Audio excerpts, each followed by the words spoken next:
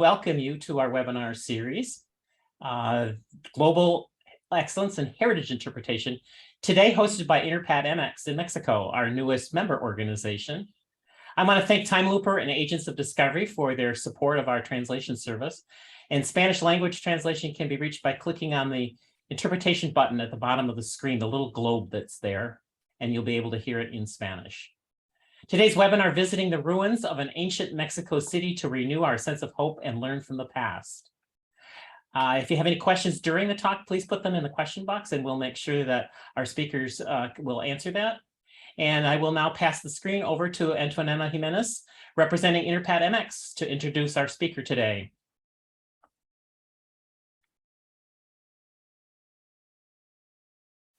Hola, muy buen día, buena tarde, buena noche a todos y a todas.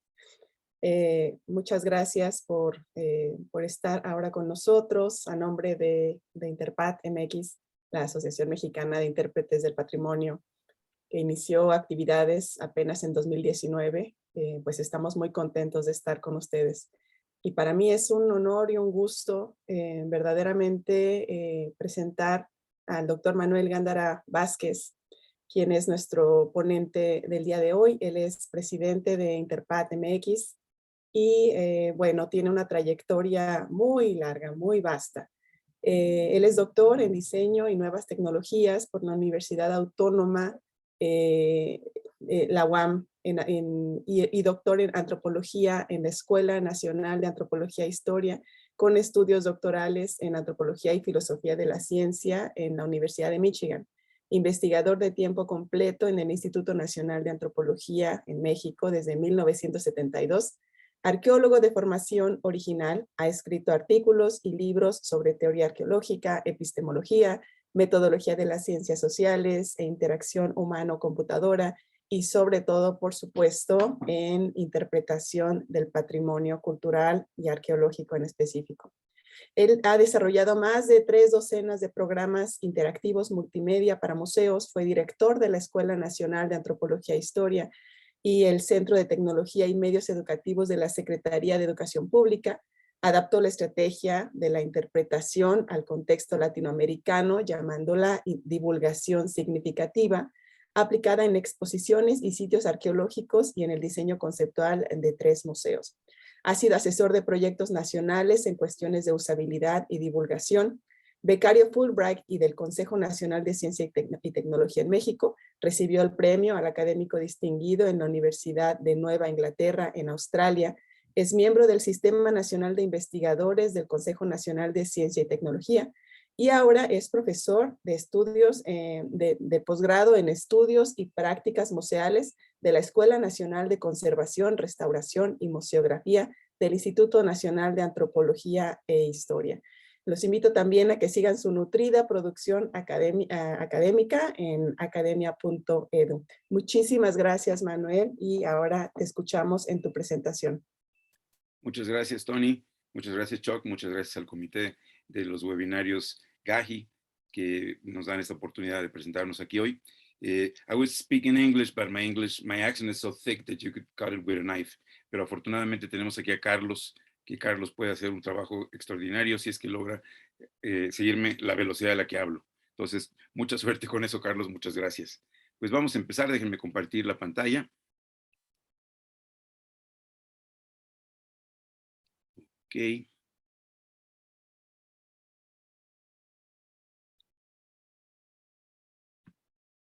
Y me imagino que ya la están viendo. Sí, Manuel. Ok, pues bienvenidas y bienvenidos todos. Por favor, ajusten su cinturón en los teleportadores porque vamos a iniciar nuestro viaje a Xochicalco, que no está en Australia, por cierto. ¿Y dónde está? Está en el centro de México, en las tierras altas de México, a 2 horas de la ciudad capital, en el estado de Morelos. Y si llegamos con nuestro teleporter, vamos a llegar aquí, vemos este enorme cerro, eso es Xochicalco. Pero si hubiéramos llegado de otra manera, si hubiéramos llegado vía, déjenme esto estar repitiendo solito, si hubiéramos llegado vía esta carretera que ven aquí, esta carretera viene de Cuernavaca, mi tierra natal. Hubiéramos llegado hasta el Museo de Sitio de Xochicalco, que está ahí, que se ve así más o menos, y hubiéramos entrado por la entrada principal, de ahí hubiéramos ido a la taquilla, hubiéramos pasado por el vestíbulo que tiene esta enorme maqueta que muestra el tamaño del cerro y de la ciudad, atravesado por este pasillo principal que cruza el museo para salir finalmente a lo que era una de las entradas originales de la ciudad de Xochicalco, la entrada del este, y llegado a cierto punto veríamos el cerro, este cerro impresionante con la ciudad encima.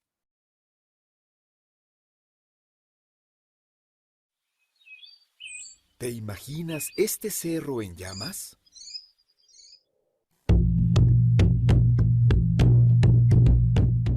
Es lo que habrías visto de estar aquí hace 1000 años, cuando los habitantes destruyeron su ciudad. Eran tiempos violentos debido a una crisis en la capital más importante del momento, Teotihuacán. Por ello, fortificaron este cerro desde donde podían anticipar un ataque, aunque la ciudad quedó lejos del agua y las tierras de cultivo. Más tarde llegaron expertos en observar el cielo, desde ciudades con las que había tensión, pero que pusieron el bien común por encima de sus intereses particulares para corregir el calendario que regía la vida colectiva. Por eso es triste que 350 años después los habitantes destruyeran su ciudad. ¿Por qué lo hicieron?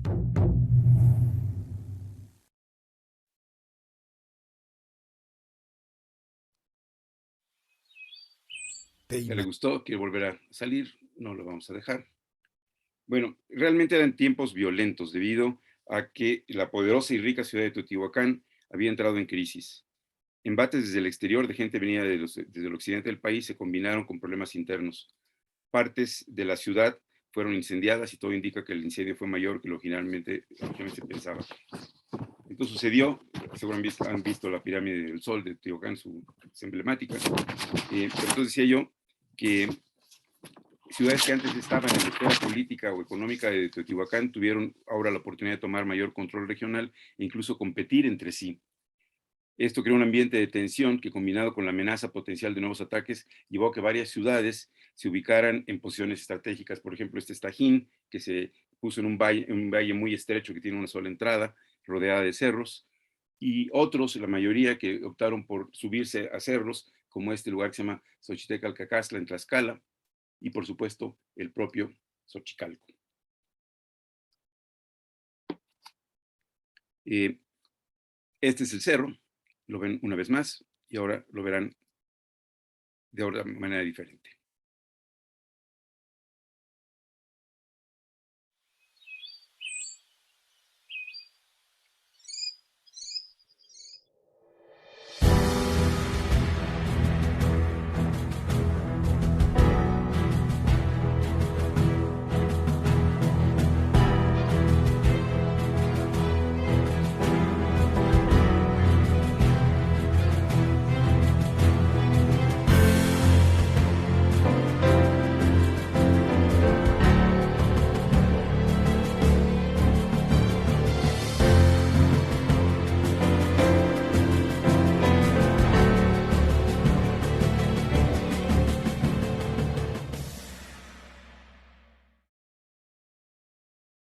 Esperemos que no quiera repetirse otra vez porque le gustó. Por alguna razón no obedece.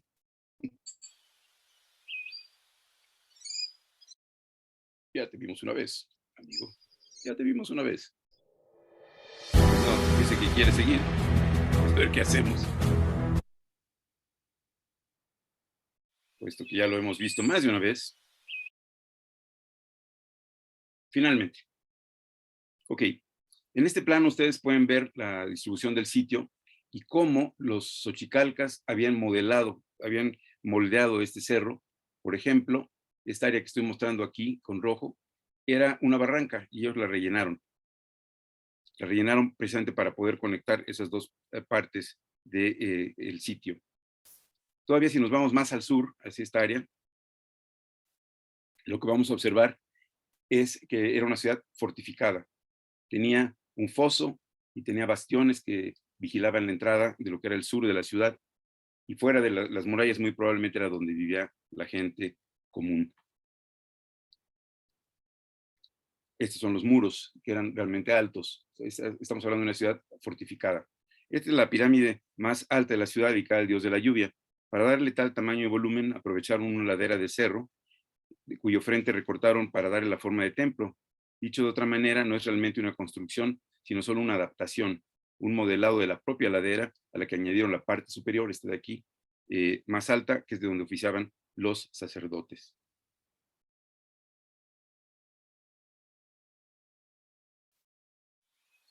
Una plaza para el culto religioso y la observación astronómica.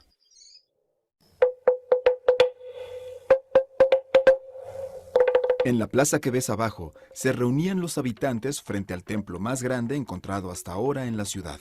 La plaza era también un instrumento astronómico. Se observaban momentos muy importantes del calendario para saber cuándo sembrar, cuando el sol iluminaba los bordes del templo oriente. Esa nivelación era quizá la última a la que podía entrar el pueblo. En la que te encuentras, solo entraba la élite. Ahora vemos que no se quiere repetir porque estas cosas son así, por lo visto.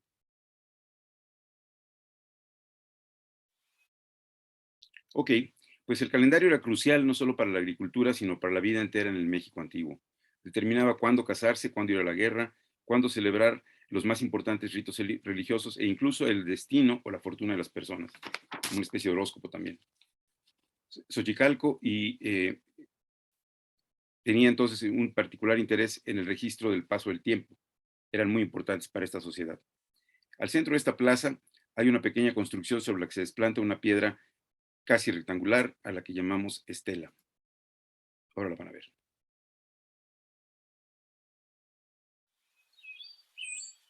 ¿Una fecha para conmemorar la fundación de la ciudad? Esta es la estela de los dos glifos en referencia a los grabados que la decoran. Indican una fecha, el año 10 caña, el glifo superior, y el día 9 ojo de reptil, glifo inferior, cuya correspondencia a nuestro calendario no se ha determinado. Hay quien sugiere que conmemoran la fundación de la ciudad o el ascenso al poder de un gobernante.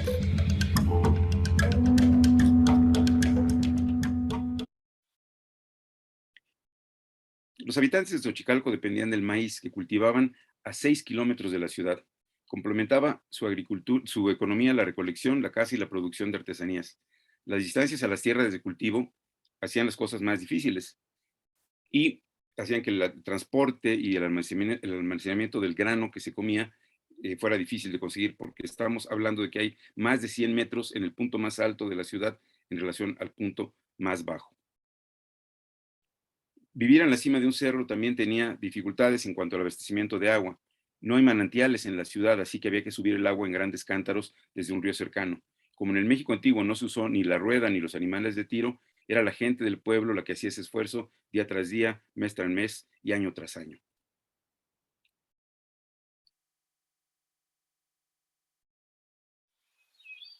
En el México antiguo, el agua no salía de la llave.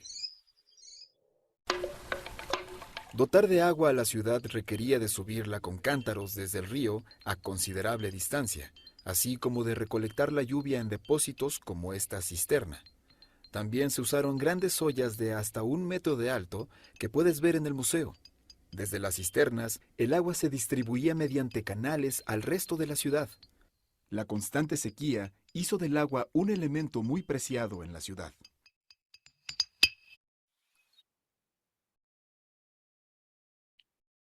Entonces, la ubicación de la ciudad implicaba muchas dificultades, sobre todo para la clase trabajadora, pero esa misma ubicación les daba no solo un control sobre el paisaje, al poder anticipar un ataque y poderse defender a tiempo, sino que era ideal para la observación astronómica, que como hemos visto era clave para la cuenta del tiempo. Mencioné antes que la ciudad fue construida con prisa para aprovechar su ubicación y registrar un eclipse que los expertos habían predicho sucedería el 1 de mayo de 666 de nuestra era. Algunos arqueólogos sostienen que la prisa respondía a que observar correctamente el eclipse era clave para corregir el calendario, ese calendario que regía sus vidas y determinaba sus destinos. Si se había desfasado, podía dar un resultado equivocado. En Europa sucedió algo similar siglos después.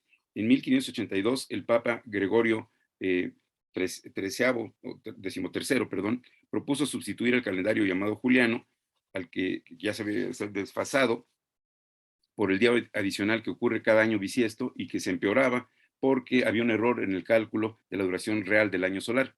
Este desfasamiento hacía que se adelantara la fecha del equinoccio de primavera, que era indispensable para calcular cuándo deben celebrarse la Semana Santa y la Pascua. Y en general, el desfase ocasionaba que también se desfasaran rituales que tenían que ocurrir precisamente en los días indicados por la liturgia, por ejemplo, la Navidad. Para la Iglesia Católica eso era inadmisible, así es de que el antiguo calendario juliano se desechó a favor de uno corregido que hoy llamamos gregoriano, que es el que seguimos usando hasta la fecha. En el caso de Xochicalco, la corrección dependía aparentemente de la observación precisa de un eclipse solar. Por eso había que construir la ciudad en la cima del cerro, que ofrecía condiciones ideales, aunque eso creaba serios problemas logísticos. La parte más alta de la ciudad está a poco más de 100 metros, como vimos, de que la baja, por lo que todos los desplazamientos verticales son muy complicados. Pero ¿de dónde sacamos esta idea de que hubo una corrección calendárica? Pues del templo de las serpientes emplumadas, que es este templo que ustedes ven aquí. Está enfrente de lo que se llama la Acrópolis, que es donde estaban los palacios de la gente noble, y es un edificio que ha atraído por sus proporciones a propios y extraños. Pero más notable aún es su decoración, mediante bajorrelieves labrados en piedras que se unen como si fueran mosaicos formando escenas. Vamos a ver esta. Es una vista precisamente del edificio. Y aquí vemos presente la representación de un eclipse.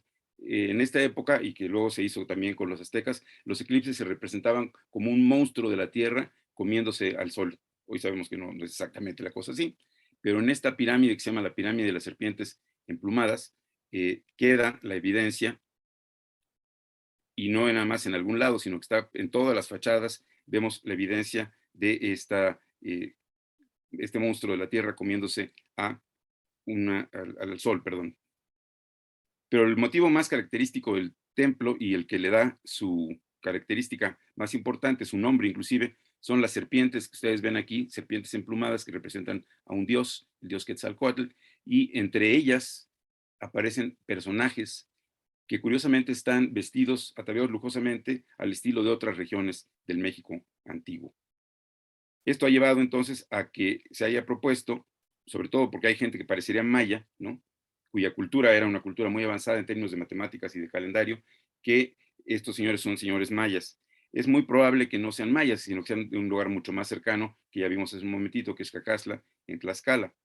También se han encontrado motivos que recuerdan a cosas que ocurren, por ejemplo, en Tajín, que también vimos, que es una ciudad de la época. Es mucho más factible que esto haya sido así, que tal vez haya venido gente desde el área maya, aunque eran los expertos más importantes. Hay representaciones, dice la gente, de tributo, inclusive al rey de Xochicalco se le representa ahí. Pero, ¿qué significan realmente estas representaciones? Quisiera recordarles que en la arqueología, como en cualquier ciencia, todo lo que pensamos y proponemos siempre es objeto de debate. Rara vez podemos decir que hemos comprobado alguna hipótesis, pero sí podemos hacer buenas propuestas razonadas sobre la base de la evidencia. Todas pueden fallar y resultar falsas. Normalmente solo se sostienen las mejores, que son las que logran más consenso. Se ha dicho, por ejemplo, que la razón por la que están estas representaciones ahí es porque el rey de Xochicalco invitó a artistas de muchos lugares del México antiguo y por eso vemos tantos estilos combinados en una sola pirámide. Lo que no nos aclara esto es por qué el estilo, ok, lo aclara, pero por qué el contenido, este contenido que les acabo de mostrar, que incluye cosas como los eclipses. Entonces, ¿qué sucede? Que los eclipses que están en todas las fachadas del edificio están apuntando a algo que yo creo que va más allá de una confluencia de estilos. Realmente la cereza del pastel es lo que ustedes están viendo enfrente de usted, en la pantalla, que es esta representación de Quetzalcóatl, y en medio lo que estamos viendo es cómo jala una fecha con una cuerda que tiene un glifo y lo sustituye por otra. ¿Ya los vieron? Déjenme acercarme a ver si es mucho más claro. ¿No los vieron? Es que claro, no son arqueólogos, tal vez no los ven porque no son arqueólogos, pero ¿qué tal ahora? ¿Ya lo ven? Es una mano, ¿no? No, tal vez porque no son epigrafistas, es decir, especialistas en las antiguas formas de escritura, pero ¿qué tal ahora? ¿Lo vemos ya? Hay una mano que jala una fecha. Bueno, si no, pues ¿qué tal esta? ¿No? Aquí lo que estamos viendo es cómo una persona, algo, ¿no?, jala una fecha y la pone en el lugar de otra. Hay gente que dice que esta hipótesis no le gusta, que ellos prefieren una hipótesis distinta, la hipótesis de la conquista, que no se trata de una corrección cronológica o calendárica, sino que se trata de que Xochicalco sometió a otro lugar que está cerca de ahí, famoso también, que se llama Tasco, ¿no? Pero el único problema es que se trata de fechas, no se trata de personas. Entonces, esta hipótesis, aunque tuvo alguna vigencia durante un tiempo, pues hoy día no se considera tan importante. ¿Qué está sucediendo? Que en realidad lo que pasó en Xochicalco es similar a lo que pasó con la corrección gregoriana. Lo que se hizo fue sustituir la fecha que ya no era la correcta por la que era la correcta. Pasó lo mismo entonces en la corrección presente gregoriana. Lo que hubiera sido el 15 de octubre pasó a ser, por decisión del Papa, para corregir el calendario, el 15 de octubre. Algo similar a lo que vimos con esta sustitución de fechas. Y esto se logró gracias a que participaron muchas gentes de diferentes ciudades, expertos todos en el estudio de los cielos, ¿no? Y por eso es que nos parece que la idea más importante que nos transmite Xochicalco es que es testigo de cuando se pone el bien común por encima de los intereses particulares, se logran cosas tan importantes como corregir el calendario que regía la vida de todos. Y esta idea de la importancia del calendario en esta ciudad tiene otros aportes, otros apoyos. Por ejemplo, que es uno de los edificios que se hicieron después de que ocurrió el eclipse, porque la ciudad siguió creciendo. Esta es la entrada de un observatorio subterráneo, de los pocos que existen, ¿sí? Y que tiene que ver con esta idea de que Xochicalco tomó un gran riesgo cuando invitó a todas estas gentes de otros lugares, porque todavía en la época de los aztecas sabemos que, por ejemplo, los comerciantes eran espías. Entonces, tú invitas a gente que es potencialmente tu rival para que te ayuden a corregir el calendario y te están arriesgando a que, por ejemplo, vean cómo funciona tu sistema de defensas. Sin embargo, Xochicalco determinaron aparentemente nuestra mejor hipótesis, que era más importante tener muchas opiniones sobre cómo había que corregir el calendario que hacerlo ellos solos. Entonces ya dijimos, las glifos no representan lugares, representan fechas, y entonces lo que sabemos es que hubo mucho interés por parte de toda la gente del Altiplano Central y parece que de otras áreas para que este calendario se corrigiera, y hasta donde sabemos no se volvió a corregir en los siguientes 900 años. O sea que fue una manera de corregir que duró. Ok, entonces, la ciudad siguió creciendo, decía yo, luego del eclipse, se construyeron nuevos edificios e instalaciones, y entre ellos uno que es el atractivo principal para los visitantes que hoy llegan hasta Xochicalco, que es el Observatorio Solar Subterráneo. Aprovechando una oquedad natural, los xochicalcas generaron un sistema de túneles bajo los edificios del norte de la ciudad. Conducen hacia una cámara subterránea en la que hay un tiro vertical de 8.7 metros, por el que entra la luz del sol del 30 de abril al 15 de agosto. Los días 14 o 15 de mayo, 28 o 29 de julio, el sol cae verticalmente durante el cenit e ilumina por completo, como están viendo ustedes, la cámara. Apoyados seguramente en algún recipiente con agua, los expertos observaban los movimientos del sol. En ocasiones colocaban en el inicio del tiro, arriba, una tapa adicional con orificios que piensa la gente experta pudieron ser utilizados para observar ciertas estrellas. Se ha propuesto que el observatorio permitió monitorear si la corrección calendárica estaba funcionando y si no se habían producido desviaciones significativas. De hecho, como dije, no hay evidencia que se haya tenido que volver a corregir el calendario. Otros edificios importantes son estos juegos de pelota, de los que se han encontrado 3, que ahí ven ustedes, ubicados al sur, al este y al norte de la ciudad. Pero más que juegos o deportes en el sentido actual de la palabra, eran rituales que representan la lucha entre el día y la noche. Para ello, se enfrentan 2 equipos que tratan de hacer pasar una dura y pesada pelota de caucho por estos aros. En las canchas de Xochicalco también se nota esta diferencia social. Esta que estamos viendo ahorita, por ejemplo, es la más al norte. Es tan pronunciada su pendiente que hay poco espacio para que hubiera público, por ejemplo, hubiera público. Mientras que si regresamos a la imagen anterior, vamos a ver la del sur, hasta la última plataforma, prácticamente ya en la parte baja de la ciudad, que tiene un amplio espacio para graderío. En esta que estamos viendo aquí, además, se observa lo que se llama un temazcal, que era una manera de purificarse de los jugadores, y es un baño de vapor tradicional que sigue existiendo, en donde sobre piedras calientes se arroja agua y se ponen sustancias y plantas olorosas. Entonces, lo que vemos es que el juego de pelota, más que un juego, era un ritual. Hay quien dice que era también una manera de evitar la guerra entre dos ciudades. En vez de enfrentarse en batalla, sus representantes lo hacían en la cancha para evitar el derramamiento de sangre. No sabemos si esto funcionó así, pero puede haber sido una manera, funcionó así más tarde, no sabemos si funcionó en esta época, pero pudiera haber sido una manera de resolver los conflictos también de forma realmente o relativamente pacífica. Otro edificio importante va a ser una pirámide gemela, que ahora les voy a mostrar.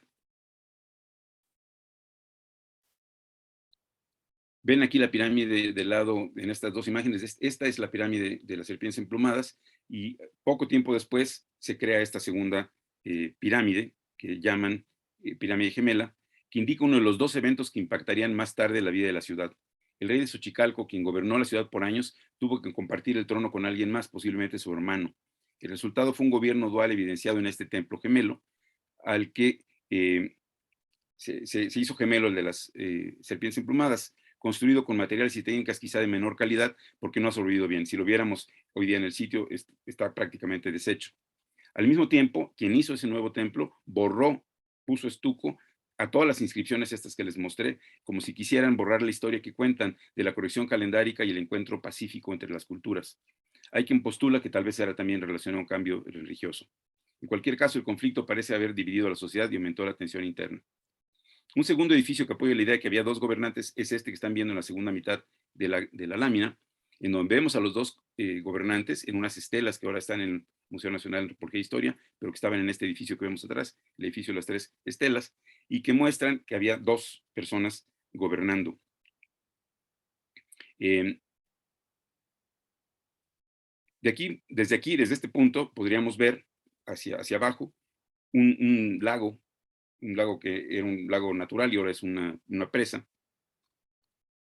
que nos permite entender el segundo de los eventos que pudo haber impactado en el futuro de la ciudad. En ese antiguo lago se ha documentado este evento segundo, porque en el lago se obtuvieron de ahí muestras de tierra que reflejan una prolongada sequía que afectó aparentemente la agricultura y el abasto de agua, agudizando quizá los conflictos existentes entre el pueblo y sus gobernantes. Aunque se trata de resultados preliminares, explicarían el aumento en la tensión social. Este fenómeno de sequía se ha documentado en muchas otras partes del México antiguo y de Norteamérica para este mismo periodo, aunque no se tenía evidencia de él en Xochicalco hasta ahora. La tensión se reflejó en otros cambios importantes en la ciudad, como los pórticos, que ahora les voy a mostrar uno, que quedó por alguna razón fuera de lugar. Los pórticos eran las entradas a las diferentes áreas de la ciudad. Aquí estamos viendo uno y vemos cómo se tapió lo que eran los vanos para pasar, se tapiaron para dejar lugares muy estrechos y que solo pudiera entrar la gente que ellos querían que entrara. Lo que nos está hablando esta serie de cambios es que la tensión social se hizo cada vez más fuerte. Lo que vemos ahora es una reconstrucción hipotética basada en la evidencia arqueológica de la parte más alta del sitio, que se llama la Acrópolis, que era un espacio multifuncional. Se encontraron objetos de la nobleza, accesorios de lujo, esculturas, máscaras de piedra verde y conchas marinas cuando se excavó, en lugares que no estaban tan visibles. También había almacenes de comida y depósitos para captar agua. Desde sus habitaciones, que llegaron a tener hasta 2 pisos, y se calcula que pudo haber sido hasta 3, se gobernaba la ciudad. La permanente amenaza de que la ciudad fuera sitiada obligaba a mantener los almacenes llenos de alimentos, logrados a fuerza de aumentar el trabajo de los agricultores. Los almacenes, que también contenían objetos lujosos, eran entonces un botín y seguramente fueron lo primero que saqueó la población cuando, cansada de la incapacidad de los gobernantes para resolver la crisis de la sequía, parece haberse rebelado en su contra. Este espectáculo macabro, perdón porque se ven de manera simplificada restos humanos, presagió cosas peores. En este pórtico, el último antes de acceder a la plaza principal, en donde está el edificio de las serpientes emplumadas que vimos, los gobernantes hicieron algo terrible. Colgaron aquí como marionetas los cadáveres de 15 personas. Todo parece indicar que no eran extranjeros, es decir, rivales o enemigos, sino pobladores locales, castigados probablemente por rebeldía y claramente visibles como escarmiento. Pero esta acción tuvo consecuencias. El final vino desde dentro. El ataque que tanto temía Xochicalco no llegó desde fuera de grupos enemigos, vino de la gente del pueblo que finalmente se rebeló. La sequía pudo haber agudizado el conflicto al aumentar las cargas de trabajo. Los rebeldes masacraron en estas escaleras adelante del pórtico que les acabo de mostrar, en donde colgaron a los títeres, masacraron a los nobles que intentaban escapar y quedaron ahí sus restos. La gente saqueó los almacenes, rompió y arrojó cerro abajo ornamentos, representaciones de dioses y gobernantes y otros objetos de lujo. Destruyó las lujosas casas de los nobles y finalmente incendió y abandonó la ciudad. La represión suele generar rebelión y la opresión, violencia. En cualquier caso, Xochicalco nos invita a preguntarnos, ¿será inevitable la violencia o hay que entender qué la genera para poder evitarla? Y otra cosa que puede ser una importante lección. Un proyecto social construido a partir de la opresión y el trabajo de muchos para beneficio de unos cuantos es poco sostenible, lección que conviene ir aprendiendo. Nosotros pensamos sí se puede aprender del pasado. Ok, pues bueno, esta es una breve muestra, ahora les explico de qué se ha tratado todo esto, de algo que estamos haciendo, y ya con esto termino, porque nos propusimos hace algunos años hacer un nuevo cedulario, Interpreted Label Program, ¿no? Para sustituir el que está ahí. Pero pasaron un montón de cosas, entre ellas el sitio se afectó por los sismos del 2017 y luego nuestro actual gobierno nos ha dejado sin fondos. Así es de que decidimos hacer algo distinto porque ya teníamos el material. Y lo que se nos ocurrió, gracias a una interacción que tuvimos con Jigiter, uno de nuestros patrocinadores de la traducción de estos webinarios, que tiene una empresa que se llama Time Looper, hicimos un pequeño ejercicio con Magdalena García y Alberto Aguirre, también miembros de Interpat, para ilustrar una ciudad en el occidente del país. Y a mí me fascinó lo que hacía Jigit. Por desgracia no pudimos concretar algo para trabajar juntos después, pero nos gustó mucho la idea de poder aprovechar el material que ya teníamos y entonces hacer una visita virtual que además hiciera que esto fuera mucho más inclusivo, porque entonces podemos tener subtítulos en náhuatl, que es uno de los idiomas que se habla en un poblado cercano a Xochicalco, en inglés. La gente que no tiene buena movilidad, tiene problemas de movilidad, que son difíciles por lo que ya dije de las alturas, ahora puede visitar el sitio o va a poderlo visitar cuando terminemos, porque esto es un work in progress, es algo que apenas estamos haciendo, pero que queríamos compartir con ustedes, ¿no? Y también vamos a poder, pues tener, como vieron, subtítulos en inglés, va a poder haber narración en inglés que ya está hecha. Entonces estamos muy entusiasmados porque nos parece que de esta manera podemos acercar a la gente al patrimonio. Y en particular, esta zona que estuvo muy abatida por problemas de narcotráfico hace unos años, de veras graves, nos interesa que los muchachos de ahí no se queden con la idea de que la violencia es inevitable, que la violencia es natural al género humano, porque Xochicalco precisamente por eso está ahí, para recordarnos que cuando nos ponemos a hacer las cosas juntos para el bien de todos, las hacemos bien. Pues no me toca más que darle las gracias. Tenía una lámina más que tal vez comparto en lo que vienen las preguntas, dándole crédito a las gentes que han hecho esto posible.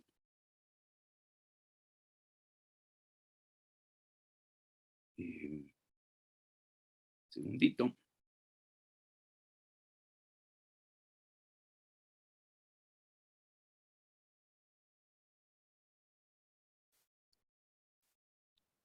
Entonces, agradezco al proyecto Xochicalco, a todos los colaboradores que están mencionados ahí, vieron las extraordinarias cédulas, tanto las imágenes de las cédulas fijas, que serán las que ponen en el sitio, como estas cédulas animadas, son un invento, una ocurrencia de nuestra excelente diseñadora gráfica, Joana Moraita, a la que le agradezco mucho. Vieron también algunos de los modelos que estamos haciendo para la versión que va a hacerse con unos modelos de fotogrametría. No funcionó por alguna razón una imagen de 360 que teníamos del templo principal, de las serpientes emplumadas, pero que es el trabajo que está haciendo otro querido colaborador, que es Enrique Garza. En fin, les dejo la lámina ahí en lo que llegan las preguntas y le agradezco de nuevo a todos ellos, le agradezco mucho a Choc, le agradezco a Song y a todos los participantes en esta serie de webinarios. Entonces, con mucho gusto, si hay algún comentario que serían buenos, estamos en el proceso de construcción, o sea que nos pueden ayudar mucho a mejorar las cosas, son más que bienvenidos, igual que sus preguntas. Y ahora sí dejo de compartir. Muchas gracias, Manuel. Bueno, mientras vienen, seguramente, bueno, ya empiezan a aparecer felicitaciones y un comentario de Sean Smith, nuestro amigo Monty: la cooperación es mejor que la confrontación, otra enseñanza del pasado, dice Monty. Y Sam, una felicitación, fabuloso como siempre. Y yo quisiera aprovechar, Manuel, para para ver si pudieras comentarnos un poco qué retos ha implicado desarrollar un plan de interpretación en Xochicalco, sobre todo porque hablamos de un plano institucional y nacional. Tal vez pudieras compartirnos un poco del contexto de este proceso, ¿no? Porque finalmente ha sido todo un proceso que ha llegado hasta este resultado, Manuel. Pues mira, todo inició en el 2013, en donde desde la Escuela Nacional de Conservación, Restauración y Museografía, en donde yo laboro, propusimos un proyecto para evaluar qué tan bien nos estábamos comunicando con el público en los sitios arqueológicos, abiertos al público, evidentemente. Nuestra impresión es que a pesar de que el área responsable de esto, que es la Dirección de Operación de Sitios del Instituto Nacional de Antropología e Historia, ha mejorado enormemente. O sea, no tengo tiempo para mostrarle las viejas cédulas, tú las conoces, las primeras que hubo, ¿no? Inclusive una que decía prohibido entrar al sitio y quedarse ahí, una cosa hecha prácticamente a mano. Aquello mejoró mucho en los 90s y finalmente pues, ha tomado vuelo últimamente, sobre todo porque han visto la importancia de la interpretación temática. Lo que hacemos nosotros está basado, por supuesto, en el modelo Tora de Sanham y al que le hemos añadido algunos componentes antropológicos e históricos. Pero en fin, regreso a la idea. En el 2013 lo que decidimos hacer un estudio de diagnóstico de la efectividad de la comunicación en las zonas arqueológicas Patrimonio Mundial abiertas al público y seleccionamos 5. Paquimé en el norte del país, en Chihuahua, el Tajín, que ahora mencioné, en Veracruz, Uxmal en Yucatán, Palenque en Chiapas y Xochicalco en Morelos. Y lo que encontramos básicamente en estos estudios es que la gente sí se lleva algo, pero como son cédulas que estaban hechas desde un punto de vista muy académico, con un lenguaje técnico especializado, no estábamos llegando hasta donde quisiéramos. Y de hecho había ocasiones donde no lográbamos ni siquiera el mínimo. También porque la gente, sabemos muy bien, pues no va a leer a un sitio arqueológico, va a disfrutar las ruinas, ¿no? Entonces, cuando entregábamos nuestro informe a esta Dirección de Operaciones de Sitios sobre Xochicalco, me dijo nuestro querido Antonio Huitrón, que es el director, o era el director en ese momento, dice, Manuel, ya sé, otra vez lo que nos vas a decir es que la gente se pierde porque la orientación espacial es mala, que no entiende las cédulas porque tiene muchos términos técnicos, que no tocan a la gente, no los invitan a crear sus propias reflexiones. Entonces, ya nos dijiste, ahora hagan un cedulario nuevo. Y si eso funciona, pues vamos a proponer que esto pueda extenderse al resto del país. Es el contexto institucional, ¿no? Tú decías, tengo mucha suerte porque la gente lo ha recibido muy bien. Y lo malo fue eso, que se vino primero el sismo, luego la cuarta transformación, que le quitó al Instituto de Antropología 75% de su presupuesto en investigación, entrando luego. Así es de que tenemos todo este material que está listo desde cuando menos 2018 y queríamos que tuviera una salida. Entonces, lo que hemos propuesto es una manera en que los sitios arqueológicos de patrimonio mundial puedan tener una metodología para, primero, desarrollar sus contenidos interpretativos a través de esta estrategia derivada de la interpretación temática del Dr. Ham, y la puedan expresar de una manera que además nos permite llegar a muchísima más gente, que es a través de visitas virtuales. Muchísimas gracias. Aquí tenemos un comentario de Magdalena García. Magda. Viene, Magda. He visitado Xochicalco muchas veces y esta es la primera vez que las evidencias arqueológicas se entienden a cabalidad. Aplaudo también que tu interpretación de este sitio muestra cómo los resultados de investigación arqueológica tienen cabida en los tiempos actuales y te felicita mucho. Manuel, otra pregunta. ¿Tú cómo crees que este tipo de trabajo está influenciando en decisiones para hacer interpretación en otros sitios arqueológicos? Pues una de las cosas que me gustan, y tú me has acompañado en esta tarea, Tony fue la primera persona a escribir una tesis sobre interpretación, ya lo he dicho muchas veces, me ganó a mí por 3 días, porque mi tesis de doctorado hubiera sido la primera, pero ya se recibió primero. Entonces tenemos 20 años en esta lucha, y al principio había mucha desconfianza, había mucho, esto no es serio, tenemos que decir epiclásico, tenemos que decir vasijas de bordes revertidos, tenemos que decir desgrasante de cerámica, ¿no? Porque si no, no es serio.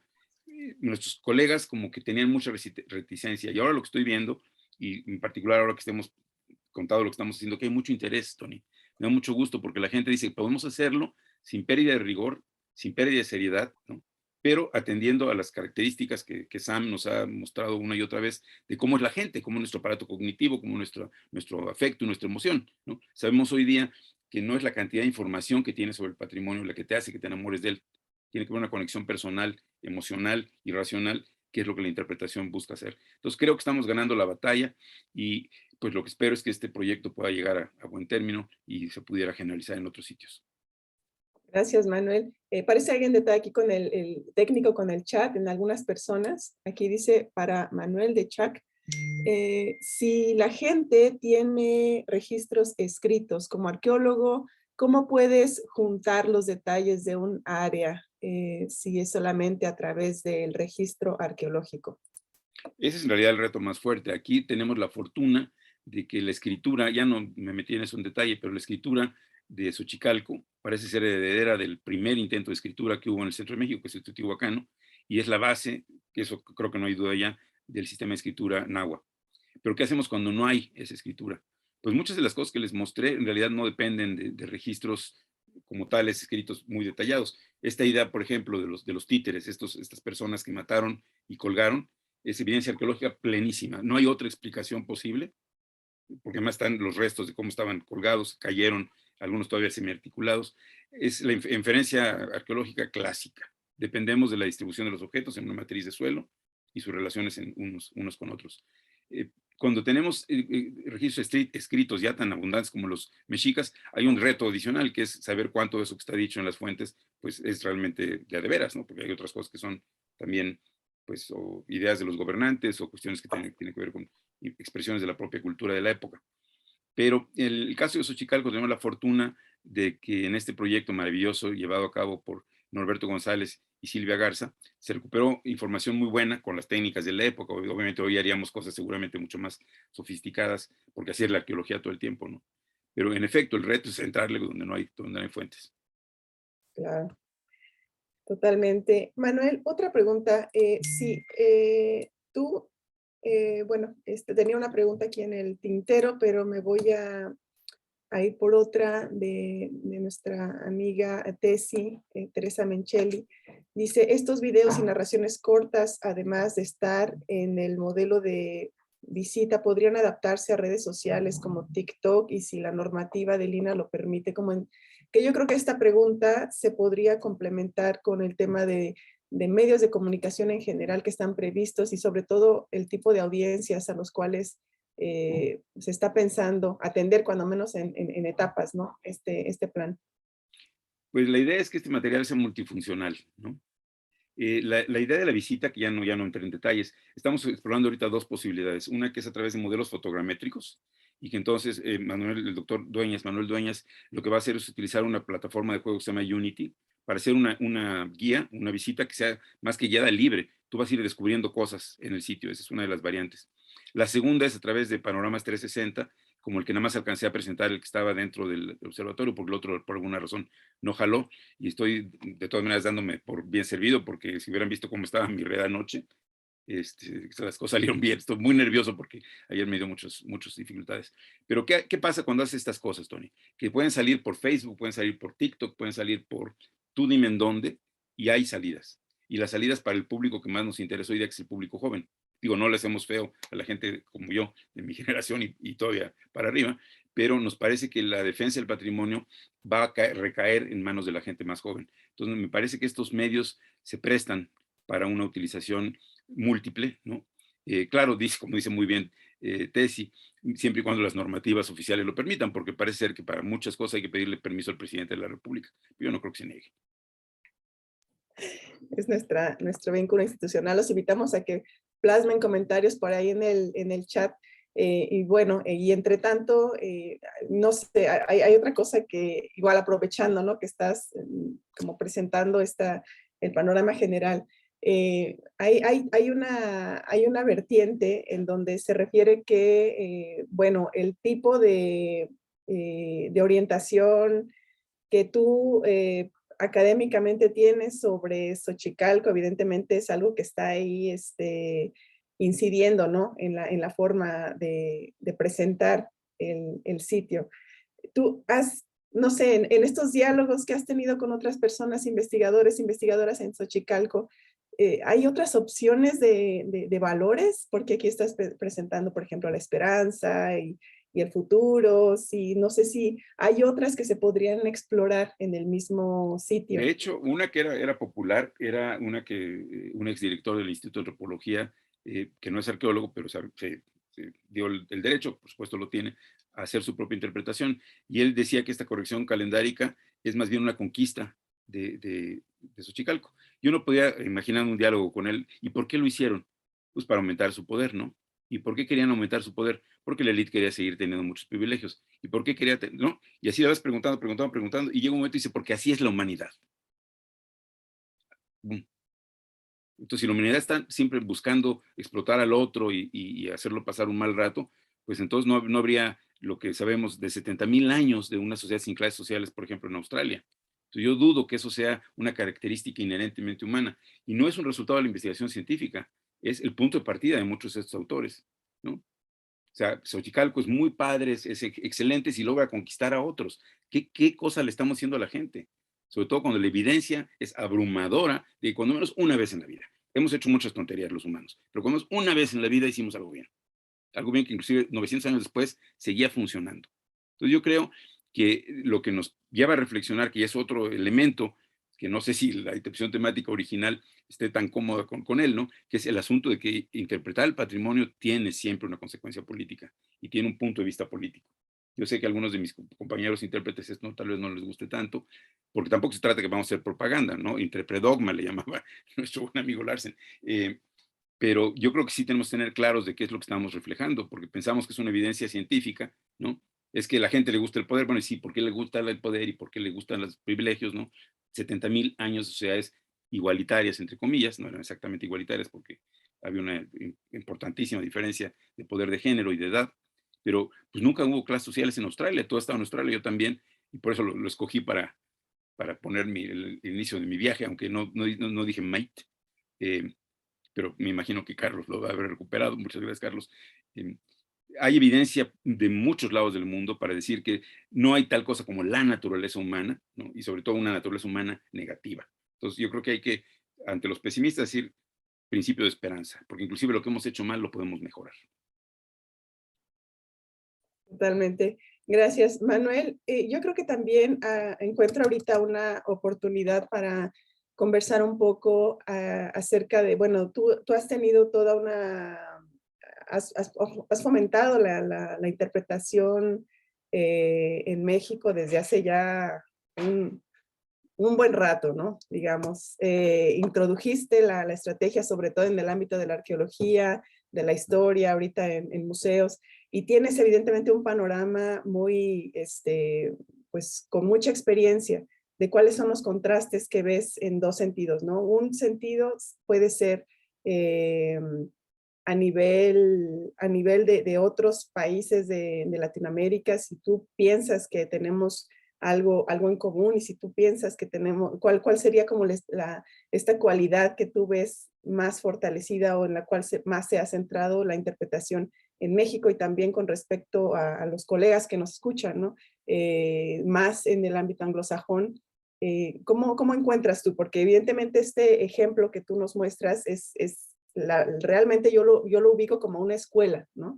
Que se está generando, que se ha ido generando a través de los años en México, pero tú cómo encuentras esta particularidad o estas cosas que se retoman, pero también, no sé, hay como cierta personalidad que tú la encuentras a la interpretación del patrimonio en México, en donde lo estás desarrollando. Pues primero déjame decirles, sobre todo a nuestros amigos de otros países, que la interpretación patrimonial del patrimonio cultural es muy nueva en México, muy, muy nueva. Mientras que la interpretación del patrimonio natural tiene más rato, inclusive hay ejemplos desde los 80s, antes de que siguiéramos el modelo Tora de Ham, que luego también se aplicó. Resulta que yo creo que por una cuestión institucional, el patrimonio natural lo cuida una agencia del gobierno federal y el patrimonio cultural otra, y no hay vasos comunicantes entre ellos. Y de hecho hemos tenido muy mala suerte. Tú fuiste conmigo coorganizadora de una reunión el año pasado en mi escuela, en donde Interpat fue también organizador, e invitamos a la gente que hace interpretación natural, que por alguna razón no pudieron venir. Entonces, la interpretación patrimonial al estilo que se hace, por ejemplo, en la Asociación Nacional de Interpretación de Estados Unidos, la NAI, ese estilo de interpretación no impactó al patrimonio cultural, nos tocó empezar a nosotros. Entonces eso le ha dado un sabor distinto tal vez porque aunque yo sé que hay gente que está en desacuerdo, hay características del patrimonio cultural que lo hacen especial. Y yo creo que esto sí está siendo recuperado en otros países latinoamericanos, pero pasó lo mismo. Allá entró con mucha fuerza y tenemos intérpretes tan buenos como los que tú y yo conocemos, Frato, varios Piedras, ¿no? Con mucha experiencia, Marisola y en Costa Rica, estuvieron casi siempre centrados hacia el patrimonio natural. Yo creo que la manera en que nosotros abordamos el patrimonio cultural sí está teniendo una característica pues muy latinoamericana. Maravilla. Pues Manuel, tenemos algunos minutos más. No sé si quieres recuperar algún tema, compartir algo con todos nuestros colegas que nos acompañan. No, nada más que de veras me siento muy agradecido con la vida, porque si hubieran visto mi conexión anoche, entenderían por qué estos ojeras, ¿verdad? Además hubo un problema de voltaje y demás. Me da pena porque tenemos cosas muy bonitas que han hecho Manuel Dueñas en cuanto a modelos reconstructivos, el especialista en esto, y las maravillosas imágenes 360 de Enrique, pero ni siquiera me atrevo ahorita a intentar mostrarlas porque el tiempo que nos queda nos podemos comer en que no jalan, ¿no? Como ahorita no corrieron porque la señal está inestable. No, yo creo que más bien dejaremos oportunidad de que algún colega quiera hacer algún otro comentario. Imagino que habrá una despedida y un cierre todavía por parte de nuestros organizadores. Bueno, pues ahora entonces, pues nada más quisiéramos por parte de Interpat MX agradecer enormemente pues esta posibilidad que se ha generado y que se ha gestado y que nos ha nutrido muchísimo de compartir con los miembros de GAJI muchas experiencias, muchos conocimientos y bueno, gracias a nombre de Interpat, a nombre de quienes también estamos acá muy interesados en aprender de la interpretación en el mundo, pues de este evento también, ¿no? De ser parte de este evento. Gracias, Choc, también por todo la organización que has llevado desde el inicio, la intención y cómo se ha concretado todo esto.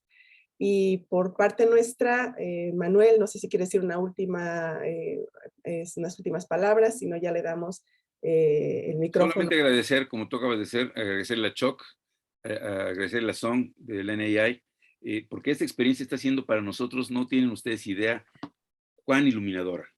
Cada webinario para nosotros nuestra cabeza estalla con ideas. Y como dijera nuestro querido Sam Ham, cuando tienes muchas ideas en la cabeza a partir de lo que alguien te propuso, es que lo hiciste bien. Así es de que creo que lo estamos haciendo muy bien, Choc. Muchísimas gracias, Song, muchísimas gracias, equipo.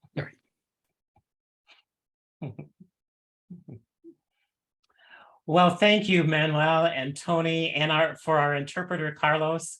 This has been a wonderful webinar. I want to thank Interpret MX, and we hope all of you gained a new perspective on the possibilities of a heritage interpretation in Mexico. Our next webinar will be on September 22nd, sponsored by Interpretation Australia, a whole different part of the world.